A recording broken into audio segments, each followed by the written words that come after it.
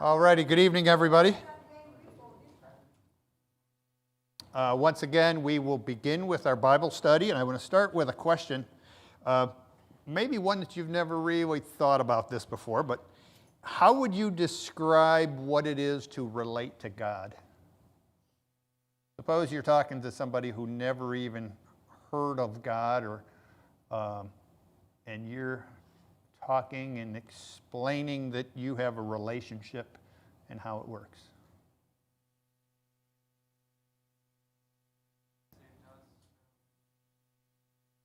Well, you're going to have to back up because he wouldn't even know who Christ is.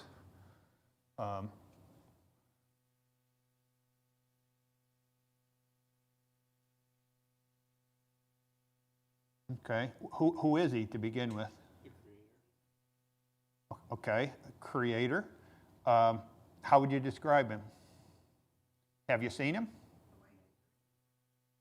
Okay, you haven't seen him, so how do you know he's there?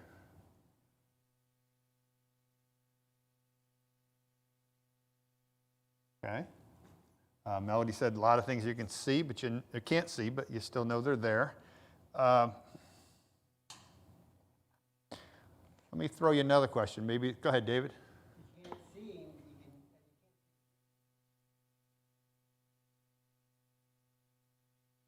So can you really know him even though you can't see him? But can you know him?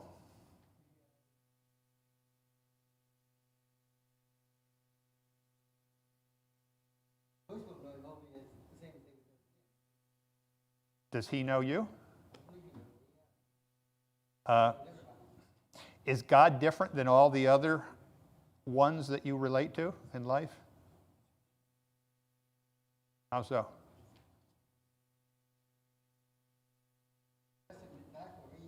Okay, that he died for you. What else? Never lets us down. Okay. How does he always make the right decision? That sounds pretty impressive. Always? About everything? He's perfect. Perfect. Huh. Why don't you turn to Psalm 139, and we'll try to let you know where I'm going here.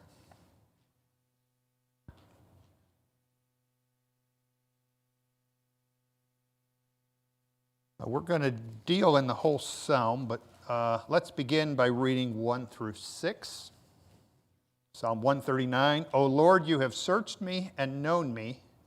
You know when I sit down and when I rise up. You understand my thought from afar. You scrutinize my path and my lying down and are intimately acquainted with all my ways. Even before there's a word on my tongue, behold, O Lord, you know it all. You have enclosed me behind and before and laid your hand upon me. Such knowledge is too wonderful for me. It is too high. I cannot attain to it. In this first section, it's talking about the knowledge of God. This one that we're trying to describe and say he is a God, like Melody was steering us in that direction. He's always right. And well, how in the world can he be always right? And we're going to find out something about the nature of his knowledge. Looking at verses 1 to 4, what does God know about you and me? Let's get specific. Okay. The little phrase there, when I sit down and when I rise up, it's a Hebrew literary device, but essentially it means everything I do in a day. It's all my doings, he knows. So, I mean, if I go and sharpen a pencil, he's aware. If I say, hey, I'm going to go and get a drink of water, he knows about that. Everything that I do in a day, he knows. What else does he know? He knows how many times you take a nap, Gene.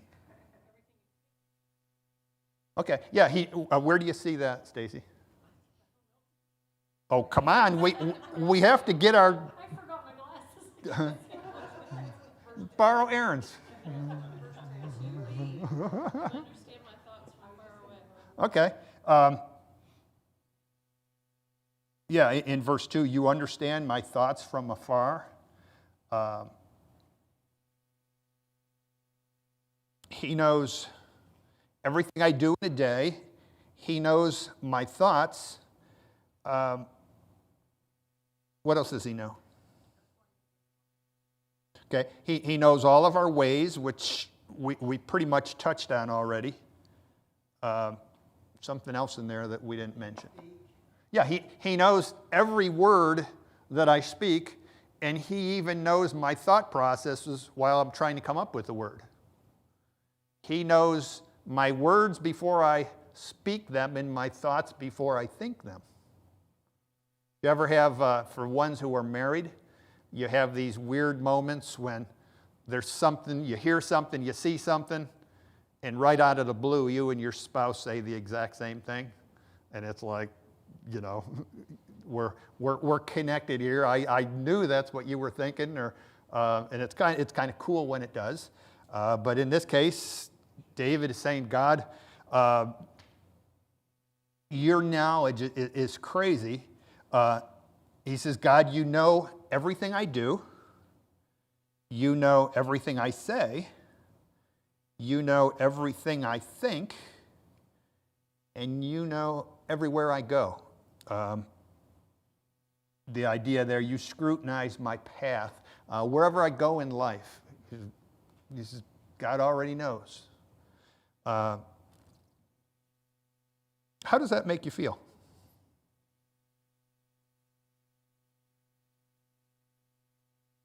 But that doesn't tell me how. Okay, well, that's what I needed to hear. Okay, makes you feel good. How would you feel if your spouse knew you that good? Okay, yeah, there's a couple of people, so that'd be a little scary. If your spouse knew your thoughts, and maybe your spouse says something to you, and you're just standing there and didn't say a word, and says, I heard that. I didn't say anything. Well, I could tell what you were thinking, and maybe you've even been there, and it's like, but in their case, they're just guessing. God actually knows. Knows our thoughts. He knows everything we do. There's absolutely no secrets. There's nothing that you could hide from God. We get David's impression of that when he says in verse 6, such knowledge is too wonderful for me. It's too high. I cannot attain to it. Essentially, he's saying, I'm blown away by your knowledge, but I really can't relate. I can't attain to it. It's like, that is so much different than me. I can hardly fathom what that means to know what you know, and to know that you know me that well.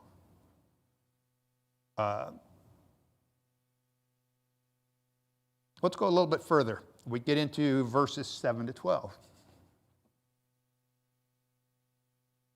By the way, when we say that God has perfect knowledge, what's a good word for that? Good job, Gene. Omniscience. The word omni is all, and science is the word for knowledge. 7 to 12. Where can I go from your spirit, or where can I flee from your presence? If I ascend to heaven, you are there. If I make my bed in Sheol, behold, you are there. If I take the wings of the dawn, if I dwell in the remotest part of the sea, even there your hand will lead me, and your right hand will lay hold of me. If I say, surely the darkness will overwhelm me, and the light around me will be night, even the darkness is not dark to you, and the night is as bright as the day. Darkness and light are alike to you. What are we talking about now in regards to God? Yeah, his presence, and the theological word omnipresent, he's present in his fullness in all places at all times. Present everywhere in his fullness. And David is writing about that and thinking about it and wrestling with it. When's God present with you and me? Well, all the time, everywhere. How does that make you feel?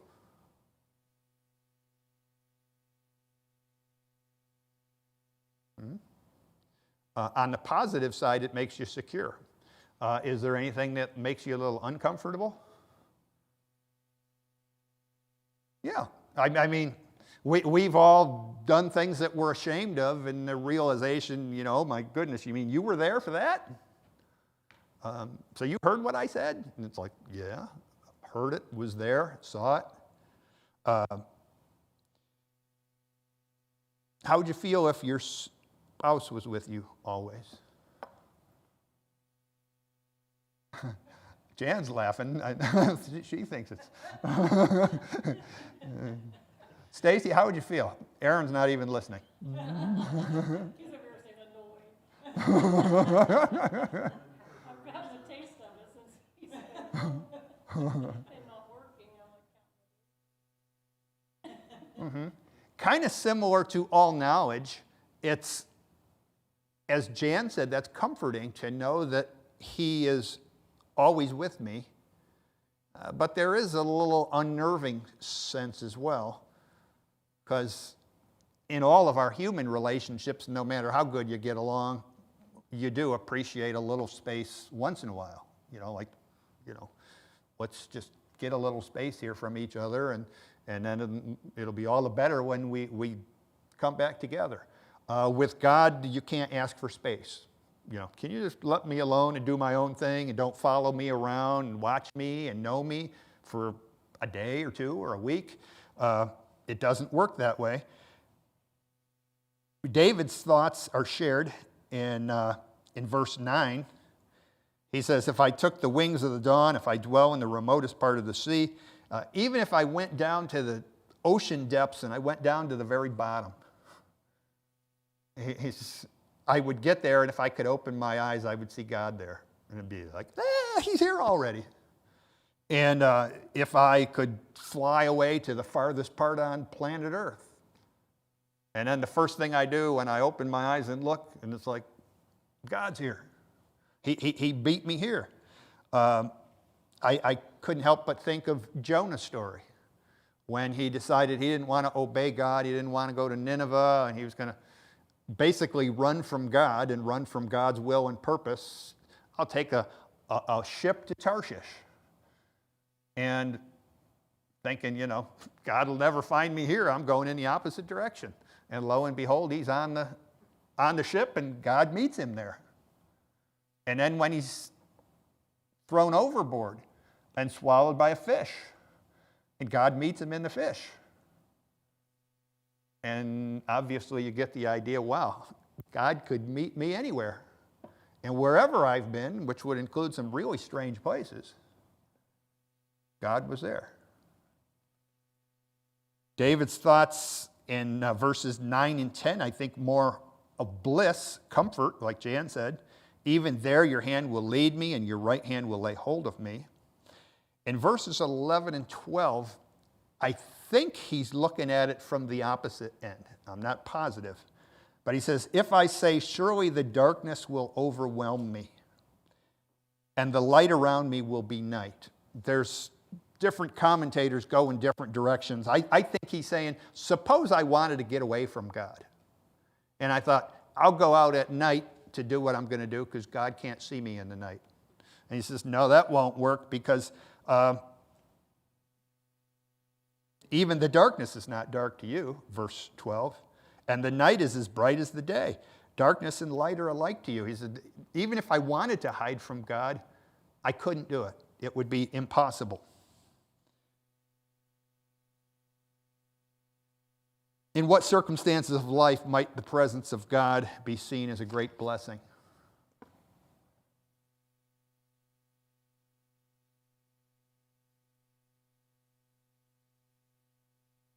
Okay. Scared, in trouble, lonely, just to realize I'm not totally alone. God is still here with me. He sees. If there was a time when his presence would fill you with terror, when would that be? Yeah, bad stuff. Not where you ought to be, not doing what you should be, not saying what you should be. I would think if Jonah had his brain together at all, when he realized, even out on the sea, that he met God, that would fill him with more terror than what the storm brought. Let's go further. Here this time, verses 13 to 18. For you formed my inward parts. You wove me in my mother's womb. I will give thanks to you, for I am fearfully and wonderfully made. Wonderful are your works, and my soul knows it very well. My frame was not hidden from you when I was made in secret and skillfully wrought in the depths of the earth.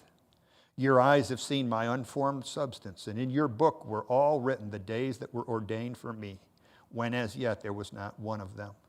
How precious also are your thoughts to me, O God. How vast is the sum of them. If I should count them, they would outnumber the sand. When I awake, I am still with you. In this case, we looked at the knowledge of God, the presence of God, and this one, I think the focus is on the goodness of God. First of all, as seen in, we see the goodness of God in what? The way he makes us, our physical bodies. He says, I'm fearfully and wonderfully made. What are some things about our bodies that are pretty awesome? Okay, brains can learn and store information and then pull it up later, hopefully. Our senses to feel, touch, hear, see, taste. Okay. He can do it, though.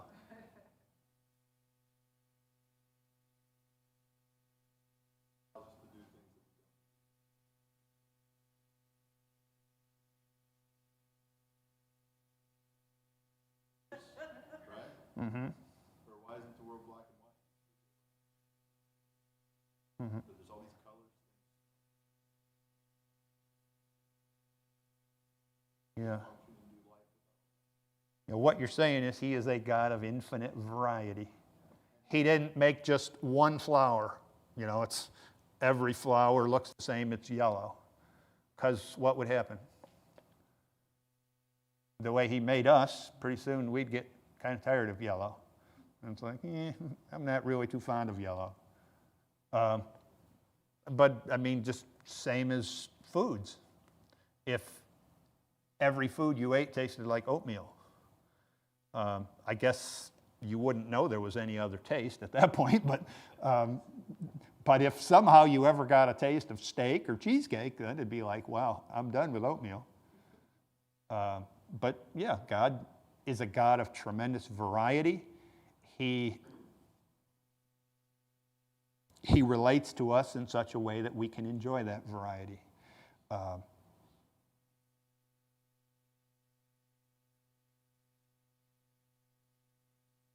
All unique. I have a book on my desk it's a pretty good one, but it's somebody who had one of those kind of warped imaginations, and it's, aren't you glad that, and then each one is that when God made us, it's like that he made our noses pointing down instead of up, or else in a rainstorm we would all drown, and there's all these different things that that our hairs grow out of our head instead of into our head. And just all these different things that, it's like, yeah, I guess he could have just as easily done it the other way. It's a good thing he knew what he was doing. If you think about how wonderful it is to have 2 legs and 2 arms. The arms attached to hands and fingers, and you can do some pretty fine things like screwing a nut onto a bolt or something like that requires some fine motor skills. And then there's other things that if all we had was hands, it'd be, boy, I wish I had some way to get around a little easier. We are fearfully and wonderfully made.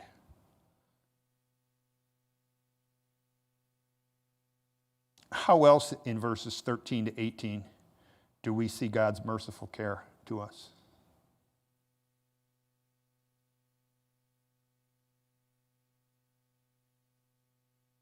Well, that would certainly be true. I would tie that in with our bodies and how he made us. Even the ability to grow, to think that you could start out as a little bump in somebody's stomach, and it's like, yep, that's Gene. And it's like, no, that ain't Gene. But what else do you see? This one is toward the last couple verses there, verses 17 and 18.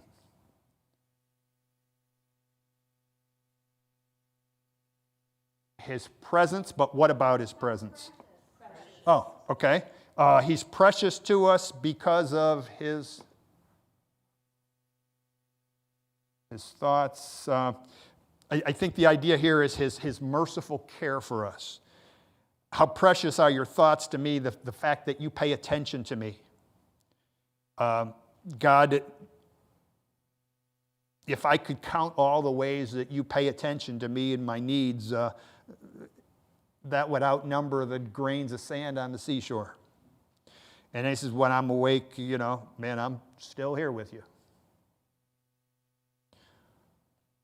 One more. This one's verses 23 and 24. And this one is his response to God based on all that he has seen of God. Search me, O God, and know my heart. Try me and know my anxious thoughts, and see if there be any hurtful way in me, and lead me in the everlasting way. So what's the essence of verses 23 and 24 then?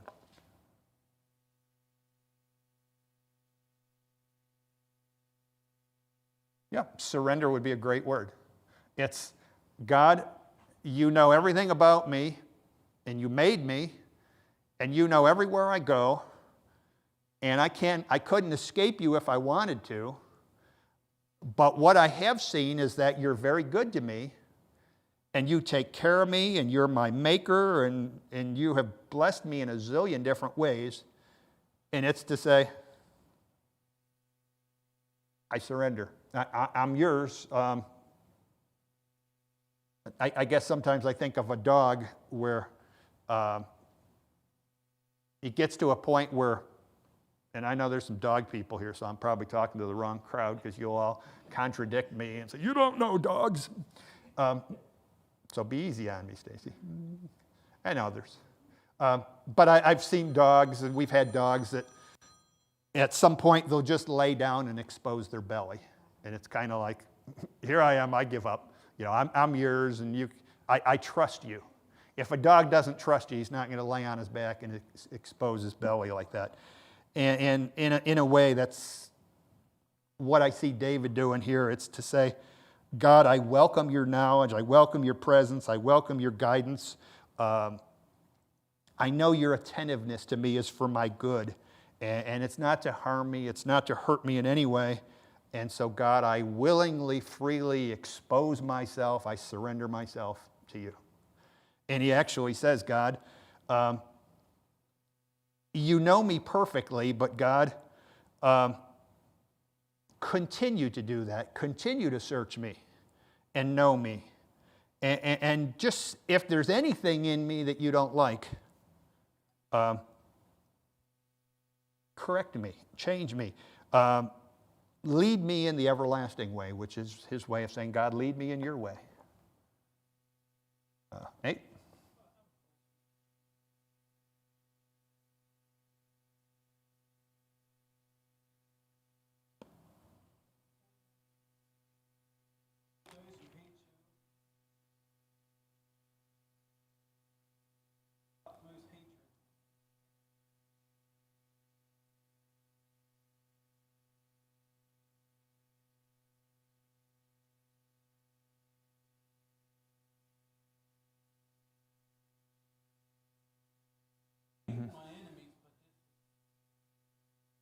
Yeah, possibly.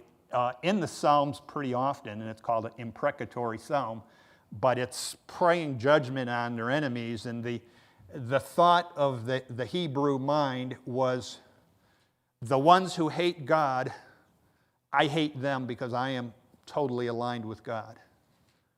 And in some ways, that's hard for us to relate to. And in what you're suggesting, I don't know. That may well be the case. You noted I skipped over those 3 or 4 verses there, and they don't seem like they fit real well in the rest of the psalm. But they don't really, from what I could see, shed light on his knowledge of who God is. And that's the rest of the psalm. You know, God, you have perfect knowledge. You are present everywhere at all times. You're good in all your ways. And at that point, there's if nothing else, there is a shift there.